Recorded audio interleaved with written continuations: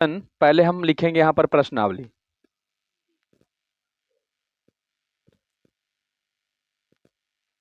प्रश्नावली 20 लिखेंगे, ठीक ना। प्रश्नावली 20 में क्या दिया गया है क्वेश्चन में, देखिए दिया गया है कि यदि x1 x2 का मान 6 है एवं x1 x2 और x3 का मान कितना है 7 है, तो x3 का मान क्या करना है आपको, ज्ञात करना है। ठीक, चलिए देखिए हम क्वेश्चन नंबर कितना की बात करते हैं, तो 4, ठीक ना। 4 में देखिए दिया गया है कि x1 प्लस x2 बराबर कितना है, जल्दी बताइए कितना है, 6 है, 6 है ना। अच्छा, और उसके बाद कितना है,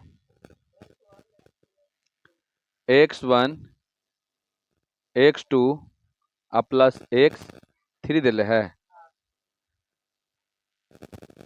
अच्छा, इतना का माध्य कितना है, 7 है, इतना का माध्य कितना दिले है, 7 दिले है ना, का माध्य 7 दिले है।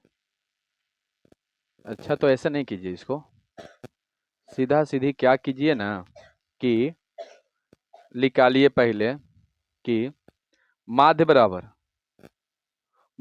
कितना हो जाएगा, x1 प्लस x2 अब बटे कितना 6 हो गया ना। अच्छा, ये पहले बताइए कि ये जो x1 आपका दिया हुआ है, x1 और x2 ये दोनों के माध्य हम निकाल रहे हैं, है ना, x1 और x2 के माध्य निकाल रहे हैं। तो बताइए माध्य बराबर होता है ना प्रेक्षणों का योगफल बटे प्रेक्षणों की संख्या। तो देखिए यहाँ माध्य बराबर हो गया प्रेक्षणों का योगफल बटे प्रेक्षणों की संख्या, तो यहाँ प्रेक्षणों की संख्या मतलब क्या होगा, 2 होगा ना, क्योंकि 1 और 2, अरे 1 है ना, हाँ 1 लिखा हुआ है, पता नहीं। देखिए यदि आपका 2 3 4 ऐसा करके लिखा हुआ रहता है, इसका माध्य निकालने के लिए आता, तो बताइए हम लोग कैसे निकालते हैं माध्य, तो प्रेक्षणों का योगफल बटे प्रेक्षणों की संख्या, मतलब 2 प्लस 3 प्लस 4 बटे 3, क्योंकि 3 गो है। तो इसी तरह से हम x1 और x2 के माध्य निकाल रहे हैं, तो माध्य बराबर मेरा कितना हो जाएगा, तो माध्य बराबर देखिए होगा ना, माध्य बराबर प्रेक्षणों का योगफल बटे प्रेक्षणों की संख्या। तो प्रेक्षण मेरा कितना है, x1 है और कितना है x2 है, तो देखिए 1 गो और 2 गो, तो बट्टा में 2 हो गया। अब बताइए एक जगह पर क्या रख दें, 6 रख दें, हैं 6 रख देना। अब बताइए 6 रख देंगे, आगे बढ़ेंगे तो बताइए x1 और प्लस x2, है ना, x2 अब बट्टा में 2। अब बताइए ई कंडीशन में हम लोग क्या करेंगे, तिरछा तिरछी गुना करेंगे। तो देखिए एक मान लेते हैं तिरछा तिरछी गुना, तो देखिए x1 और प्लस में x2 बराबर 12 आ जाएगा। एकर मतलब कि x1 और प्लस x2 का मान मेरा कितना आया, 12 आ गया। ठीक है, अब पुनः लेंगे, पुनः और पुनः लेंगे तो देखिए x1 फिर x2 है और फिर x3 है, इतना दिया हुआ है।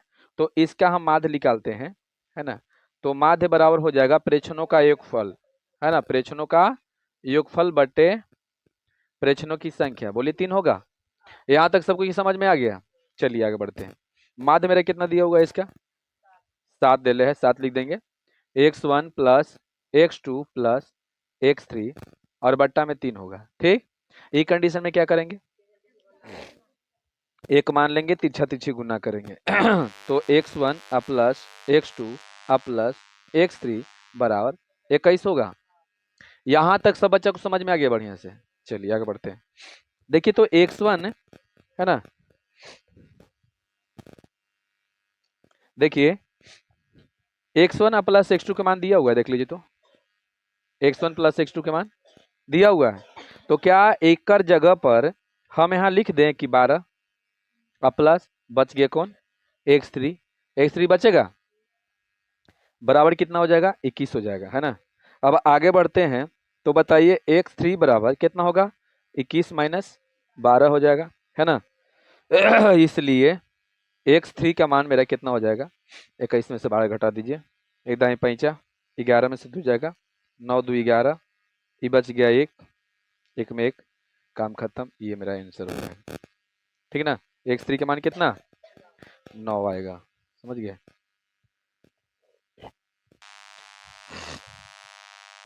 चर मान लीजिए आपका ये चर मान दिया हुआ है, ऐसे करते हैं, है ना। और बारंबारता एक दिया हुआ है, चलिए बारंबारता को यहाँ लिख देते हैं ऐसे, बारंबारता, ठीक है, ऐसे लिख दिए। लिखने के बाद हमको क्या करना है, यहाँ पर शो कर देना है। देखिए क्या दिया हुआ है आपका 1 2 4 6 8, 1 2 4 6 8 हो गया, ठीक। यहाँ पर देखिए 1 का बारंबारता कितना दिया हुआ है, देख लीजिए एक बार, 2 3 2 3 3 2, 4 गो के बारंबारता दिले है ना, सही दिले है, गलत नहीं दिया हुआ है, 4 गो के दिले है, तो इसका मतलब एगो 2 है, 3 है, 3 है, 2 है, लेकिन 8 के नहीं दिले, x मान ले, इसको क्या मान ले, x, क्लियर। चलिए अब यहाँ पर देखिएगा यहाँ पर हमको एक निकालना पड़ेगा fx, कोई दिक्कत है ना, ऐसे fx निकाल लेंगे, है ना। यहाँ पर सिग्मा fx होगा, ठीक, ये सिग्मा fx होगा और यहाँ सिग्मा f होगा। चलिए अब क्या कर दें, तो इसको जोड़ते हैं, तो देखिए 3 3 6 6 4 10, 10 प्लस x होगा, है ना। और यहाँ पर हम गुना कर लेते हैं, तो चलिए कितना, 2 होगा, 6 होगा, 12 12 8 है, क्लियर। अब बताइए 12 दूनी 24 है, 24 से और 6, 24 6 32 हो जाएगा ना, 32 प्लस कितना हो जाए 8x, 8x, क्लियर यहाँ तक। चलिए इसलिए माध्य बराबर, तो माध्य बराबर मेरा कितना हो जाएगा, सिग्मा एफ एक्स बट्टा में सिग्मा एफ खाली, माध्य इसका दिया हुआ है, देख लीजिए एक बार, इनका माध्य कितना हो, 8 है। चलिए यहाँ 8 रख दें, 8 हो 5 हो, तो चलिए यहाँ 5 रख दें, और यहाँ पर जो है कितना रखेंगे, 32 प्लस 8x, अब बट्टा में कितना हो जाएगा, 10 प्लस x, सही है यहाँ तक। अब बताओ क्या करेंगे, तो यहाँ पर 5 बराबर, 5 नहीं, तिरछा तिरछी गुना कर दें, तिरछा तिरछी गुना कर देना, बताइए 32 प्लस 8x हो जाएगा, और बराबर में 10 प्लस 5x, 5 दोनों में गुना होगा ना, होगा कि नहीं होगा बताओ। अब बताइए 8x और ये पट्टी लेके चलाइए इसको, -5x हो जाएगा, अब बराबर ये 50 पहले से है, ये 32 ऊपर जाएगा, तो बताओ क्या हो जाएगा, माइनस हो जाएगा, बोलिए हो जाएगा ना। चलिए अब आगे बढ़ते हैं, तो घटाएंगे तो बताओ कितना आएगा, 3x आ जाएगा, 3x हो जाएगा, बराबर ये घटाएंगे तो बताओ कितना हो जाएगा, 18 हो जाएगा। तो बताइए इसलिए x का मान मेरा कितना हो जाएगा, 18 बटा में 3 होगा, 3 6 18, इसलिए x का मान 6 आ जाएगा। हाँ आए चलिए 5वां था, आगे हम लोग चलते हैं क्वेश्चन नंबर 6, है ना। क्वेश्चन नंबर आपका 6 देख लीजिए एक बार, क्वेश्चन नंबर 6 में देखिएगा, क्वेश्चन नंबर 6 में दिया गया है कि 20 15 25 7 25 17 5 का माध्य माध्यक बहुलक ज्ञात करना है ना। चलिए सबसे पहले बताइए हम माध्य निकालते हैं, है ना। तो माध्य बराबर प्रेक्षणों का योगफल बटे प्रेक्षणों की संख्या, जोड़ते जाइए, 20 प्लस 15 प्लस 25, यही ना है, सही है, देख लीजिएगा, 17 है, अच्छा रुक जाइए, 20 7 है, 7 फिर चलिए यही है ना, ए क्या है, हाँ अच्छा चलिए देखिए, ये सब के हम क्या करेंगे, पहले गिन लेते हैं, 1 2 3 4 5 6 7, हो गया 7, हाँ अच्छा। अब बराबर में बताइए क्या होगा, सबके जोड़ देते हैं, तो 20 35 35 40 50 60 60 70 80, है ना, कितना हो गया, रुक जाइए ना, शांत रहिए ना, देखिए 20 10 30 35 40 50 60, 60 हो गया पहले, पहले हम 60 लिख देते हैं, हड़बड़ाइए नहीं। और ये 25 और 5 30 हो गया, और फिर 17 और 7 जोड़ देते हैं,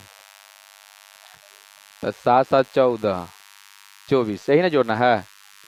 तो जोड़ दीजिए 4 और 6 3 9 और 2 11, 2 11, 114 बटा में 7, यही ना? 7 से क्या करना है? भाग देना है। 7 का 7, तो बताइए इधर 5 7 4 11 4 ना, 7 5 35, 7 6 42, 42 ना, 7 6 42, ठीक। 7 21, 7 19 14, 7 8 56, मान के चलो इतना, 16.28, एगो तो आंसर हो गया, ठीक है। आगे चलिए, इसलिए माध्यक निकाले ना, तो माध्यक बराबर बताइए, पहले क्या करेंगे? बढ़ते क्रम में इसको लिख देंगे, है ना? तो यहाँ पर लिख देते हैं बढ़ते क्रम में लिखने पर, बढ़ते क्रम में सजाने पर, तो बढ़ते क्रम पहले सजा दीजिए, उसके बाद हम बनाएंगे, ठीक। तो सबसे पहले हम लेते हैं 5 7 15 17 20 25 25, दो है ना? तो चलिए बताइए कितना होगा। तो इसलिए माध्यक बराबर माध्यक बराबर, बीच में कौन है जल्दी बता दो? 17 ना, 17 आंसर हो जाएगा, ठीक। इसलिए अब चलते हैं हम लोग बहुलक में, कौन ज्यादा बार आया है? 25 हो गया आंसर, इतना ही होगा ना?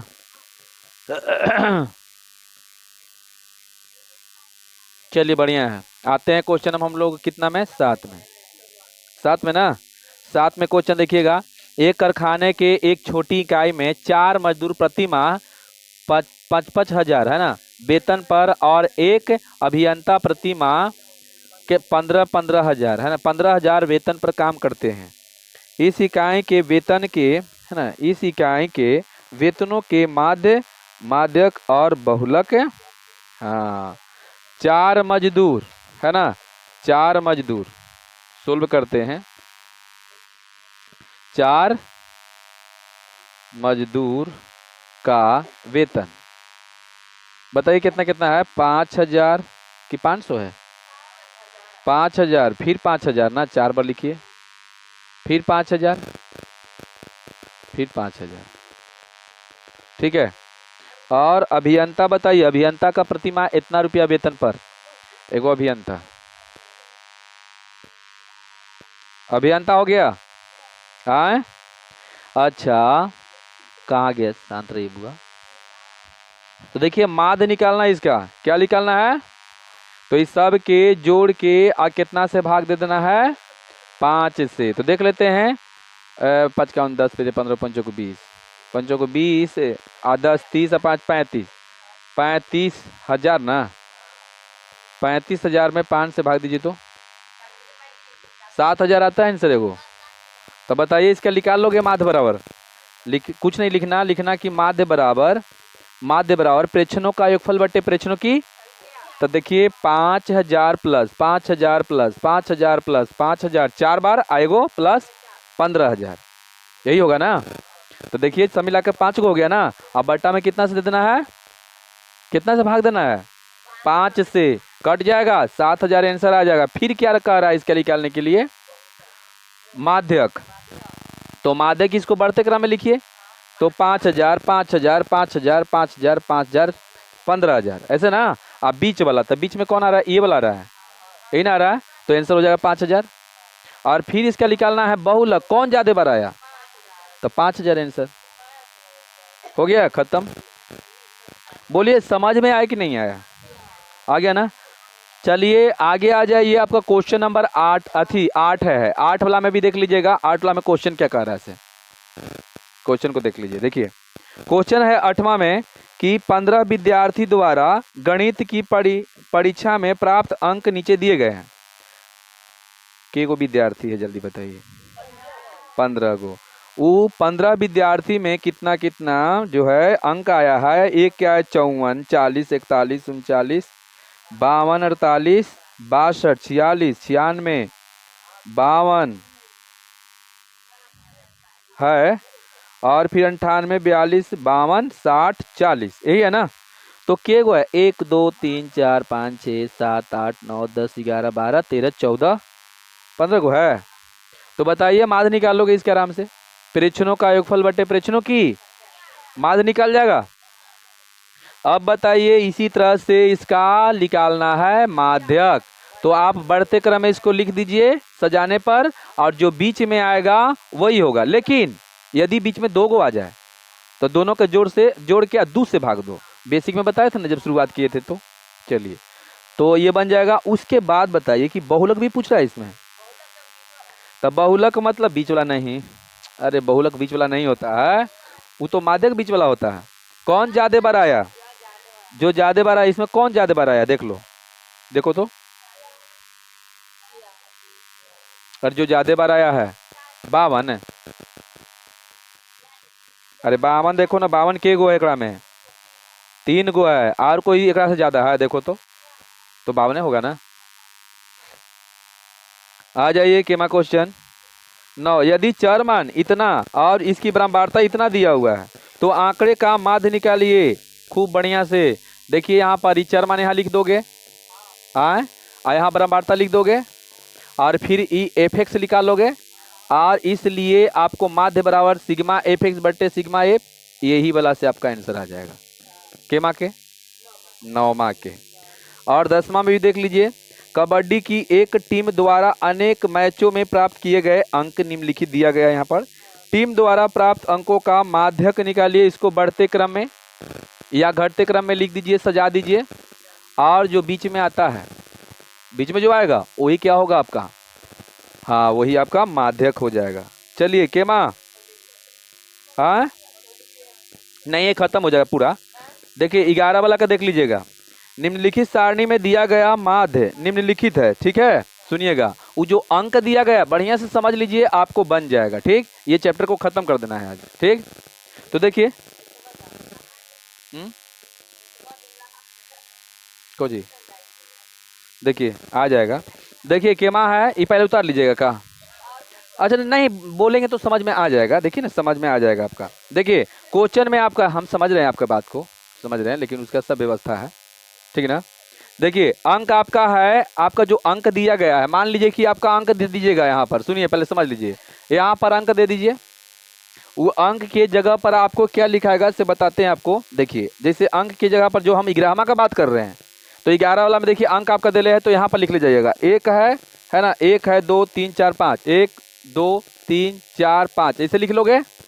और उसके बाद जो है आप बारंबारता में यहाँ भरोगे, है ना। बारंबारता में क्या भरोगे, 3 2 4 3 3, 3 2 4 3 3 ऐसे भर दोगे, समझ लीजिए। ठीक, उसके बाद आपको क्या करना है, तो इसका जो है माध्य निकालना है। तो बताइए फिर आप एफ एक्स निकाल लीजिएगा। तो यहाँ 3 का 3, 2 दूनी 4, 4 तिहाई 12, 4 तिहाई 12, 5 तिहाई 15 लिख लोगे। और उसके बाद सिग्मा एफ एक्स यहाँ जोड़ दोगे, सबके यहाँ भी जोड़ दोगे, और फिर माध्य निकाल लोगे यहाँ से। तो बताइए सेम इसी के जैसा नहीं बन रहा है, बताओ तो।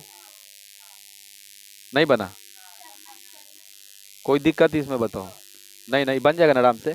चलिए आते हैं हम लोग कितना क्वेश्चन 12 में भी देखिए आपका जो अंक दिया गया है, बउआ समझ लो पहले, जो अंक दिया गया है वो क्या है आपका, ये चीज है, सब इसी पर हम हैंडल कर रहे हैं। ठीक ना, ये आपका जो है 12 के हम बोल रहे हैं, ये आपका अंक जो दिया गया है ये चर मान हो गया आपका, है ना, 100 हो गया ये। ठीक है, और विद्यार्थियों की संख्या जो दिया गया है ई में भर देंगे।